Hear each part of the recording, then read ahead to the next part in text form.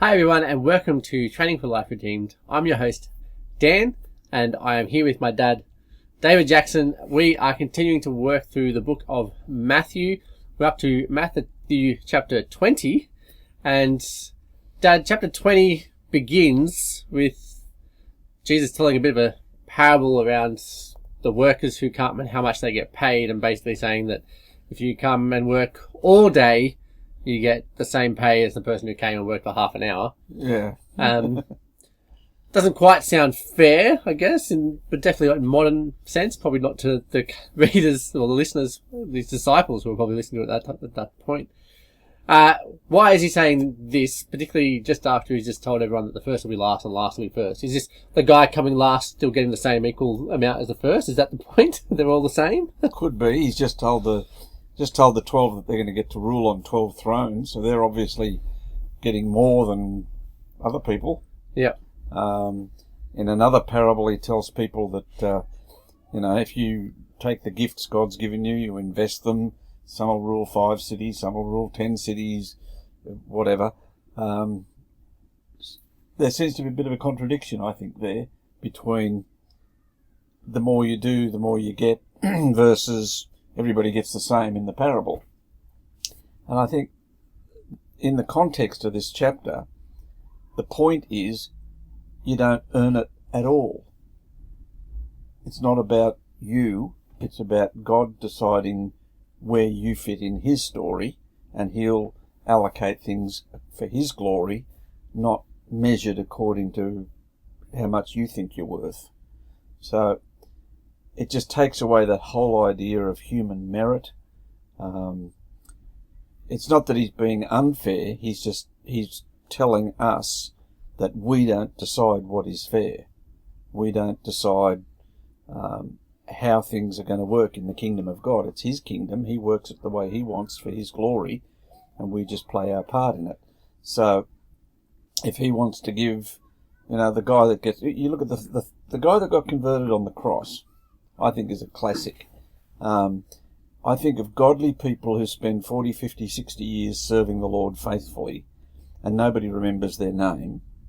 And then you think of this guy who was converted and lasted probably a couple of hours, but everybody knows about him.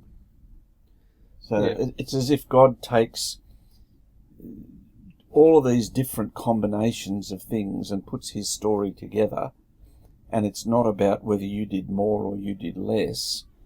It's about our contribution to God's glory. Okay.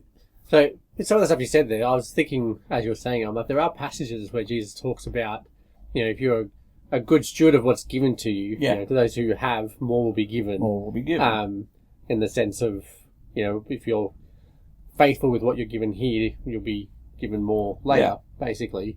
How does that then go with what you just said with that? Yeah. Well, it's God who allocates according to what he thinks. Yeah. Not according to what we think. Not according to how it's not, I put in 7.5 hours, why do I get the same money as the guy who put in half an hour? It's not God's kingdom is not run by a trade union. We don't do an MEA with God. That is not how it works. So he has written my life, your life, into his story for his glory, and at the end of it, he then rewards us according to his grace, not according to our merit. And one of the challenges in these parables is to get over this idea that we can think about, earning basically a wage from God for serving him, when the motivation for serving him is to glorify him. Well, Jesus then follows this parable on with pulling his disciples aside and saying, we're going to Jerusalem, and when we get there, I'm going to die, I'm going to rise again, etc. Is that, I think that links well, I think, with what you're saying then. The point of the parable is the idea that you don't earn it. It's not, and then he's going, well, now I'm about to go and die, and which I'm going to pay for this whole package. That's right. I'm going to pay for this whole package at great cost. How many times has he told these guys, I'm going to Jerusalem to die, and I'm going to be arrested, and all these terrible things are going to happen, they're actually on their way to Jerusalem. In the next chapter, they're going to arrive, and the spaghetti's really going to hit the fan. But they're still thinking in terms of Jesus becoming a king on a throne in Jerusalem, and all the Jews deciding that the Davidic king has arrived. They're all going to set up a Jewish kingdom, and off we go. Doesn't help that their mother comes in straight afterwards and goes, "My boys, can we put them one on your left, one on your right?" And Jesus is like, "I just told you, boys, that I'm going to die, and you want a throne." How best could your mother embarrass you than when you're on a representative soccer team for mum to turn up and tap the coach on the shoulder and say, "Can you please put him forward as striker? My boy's the best striker in the club. You got to put him up front." Whack, whack. This is, such a mother. Yeah. And so John and James' mother, isn't it interesting? She's with them. They've travelled from Galilee down to Jerusalem. They're going up for the Feast of Passover. They're in Jericho at the moment, aren't they? Because the next section, they're about to leave Jericho. Yeah, so on this journey, Mum's with you. You brought your mother, probably the wife and kids are coming along. It's not just the 12 roaming men with Jesus. There's this much bigger community moving down the road, and she decides it's her opportunity. But what are we thinking? We're thinking geopolitical kingdom in Jerusalem. We're thinking politics. We're thinking Roman Empire, kick the Romans out. When you do, she's totally ignored, "I'm going to go to Jerusalem and get crucified." And she's still thinking, he's going to go to Jerusalem and become king. I want my son, one as prime minister and one as treasurer. I want to be the wife of the mother of the prime minister.